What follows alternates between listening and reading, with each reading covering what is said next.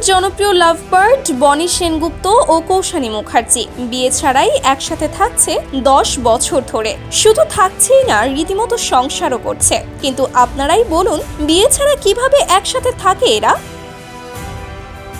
প্রায় বহু বছর ধরে তারা দুজনে চুটিয়ে প্রেম করছেন। এই তো কিছুদিন আগে কার জানি বার্থডে পার্টিতে গিয়েছিল এবং সেখানে নাচানাচি করতে করতে একে অপরকে লিপ দিয়ে বসেন এই জুটি। এই ভিডিওটি দেখে অনেকেই তখনই বুঝে যান যে তারা বিয়ে না করেও একে অপরের চাহিদা এভাবেই পূরণ করছেন।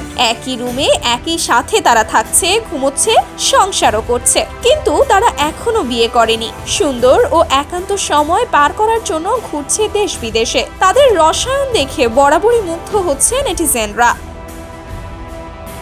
এর মধ্যেই আলোচনা সমালোচনা করছে দর্শকরা। নেটিজেনদের একদল বলছে এরা বিয়ে করবে না, এরা একসাথে থেকে এভাবেই নিজেদের চাহিদা পূরণ করবে। কথায় আছে না, ফ্রিতে যে জিনিস পাওয়া যায় সেটা কি আর কেউ কখনো টাকা দিয়ে কিনে নেয় নাকি?